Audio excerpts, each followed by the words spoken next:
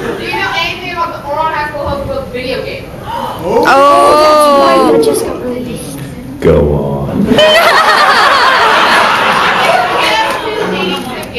There's a dating sim game? Yeah. And when you play, you're a party, and you can be a pairing with any of the host clubs. Seriously. But it's only in Japan. We're still ordering it. No, you have to play as Orky, the female, and then you get to choose any of the boy characters in the host club. And there's also this guy from France named Leo who's talking French. Yeah. Really? Who looks like some weird version of the host club because he's wearing like the same outfit but orange instead of purple jacket. It's like Miyabi. It's like Bizarro Tamaki. Wow, I'm gonna have to play that. What is it for? What platform? PS2. PS2? Really, the PS2? You mean the one I still have? I don't have to buy a new one? Yay! Wow! Yes! Well, I think I speak for everyone on the cast when I say the voice acts in it. Is it just like all dialogue like written on the screen, or are there voice actors? I'm curious. I've seen some cutscenes. It's actually the voice actors talking from the show. Really? Yeah. Oh, that's cool. That's awesome. I'm gonna have to check that out. So it's already out, right, or is it coming out too? I think it's already out in Japan, but I don't know about America. That's why I'm asking. I have no idea. This is the first time I've heard of it. Maybe it'll come to America. Maybe they'll need an American dub. Maybe Daddy gets him the paycheck for. Very, very, very nice. Cool. That's really cool. So.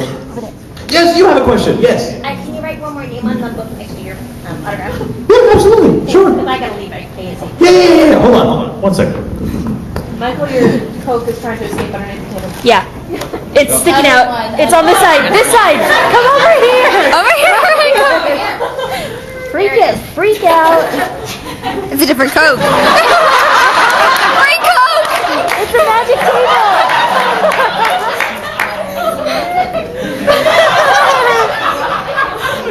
It's a magic table of soda.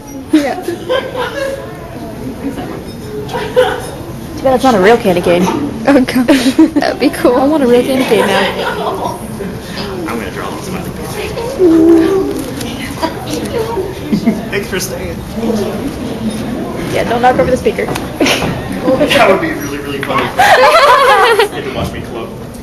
You turned it off. You turned it off. Flip the switch. Ah, there we go. You can watch me clothesline myself on a thing. I didn't know that I even had another Coke under here. You stuck it out with your feet. They're multiplying. Maybe Coke is like giving me these on purpose. Because I suddenly have one in my hand every time I do a panel. I'm just kind of like, la la la, because it's great to use for awkward moments. And you go, that's an awesome question. So my feelings on Yowie. What are you feeling? Yes, I'll get to that. So, all right, I think I have time for one more question, and you've been very patient over there. When choosing these characters that Funimation picks up these certain animes and do you look at them what they look like before you even go to dub, or do you? Or I mean, I'm not saying the anime itself, but the designs and stuff of what they look like, and say, oh, he looks cool. Maybe I could try for him. Do you ever do that? Yeah, actually, a lot of times when you go into audition for us at Funimation, they have sometimes you don't even know what you're auditioning for. The talent coordinator says, "When come into audition?" You're like, "Yes, I'll be whatever, where, when, just where, when, what." I mean, you don't even know what it is. You just like money. Yes, go where.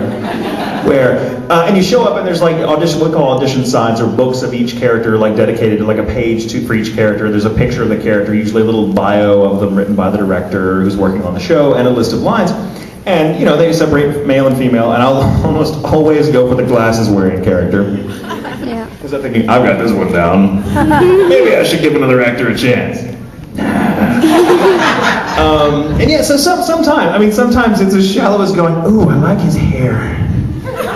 I'm gonna read for that one. And then I'll go in and be like, okay, I'm gonna read for the guy with the hair. Okay, check this out. And they'll read, why are you reading it like that? Oh, never mind. Let's go with the guy with the glasses. Okay, guy with the glasses.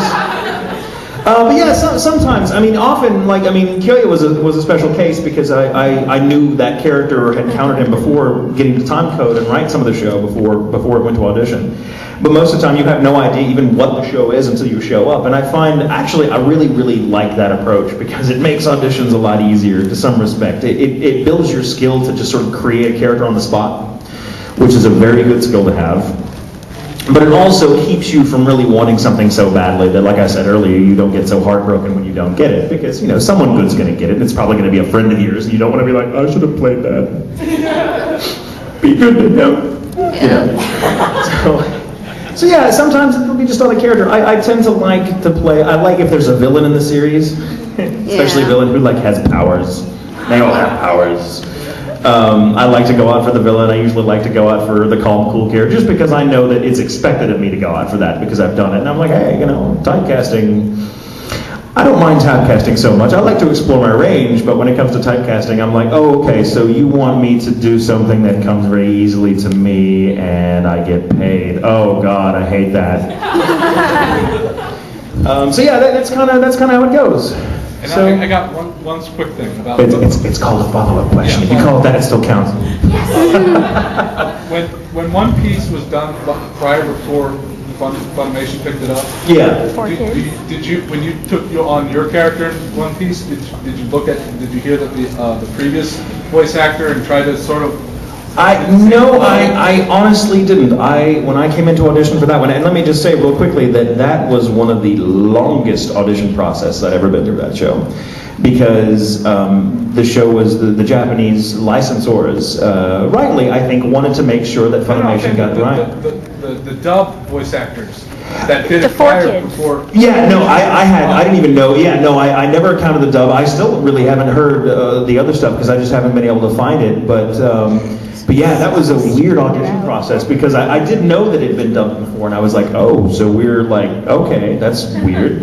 But I didn't know the show, but I auditioned for that 5 times for that role for Inaru, just Inaru. And Inaru's not that big of a character in the grand scheme of it. I mean, he's only in 1 season, and you know he's the big villain, and he never shuts up. But yeah, that was a weird thing. But no, I didn't, and I'm kind of glad I didn't because from what I understand, having not heard it, I think my voice went a completely different direction with the fat cheeseburgers or whatever. So, all right, well, I have to wrap this up now because I've already gone a few minutes over and I'm sure other people want to use this room. So if you are interested, they are showing, like, I think the last episode of Art Romeo and Juliet in the big panel room. But thank you all so much for coming. You've been awesome. And I will see you all next year at the same con.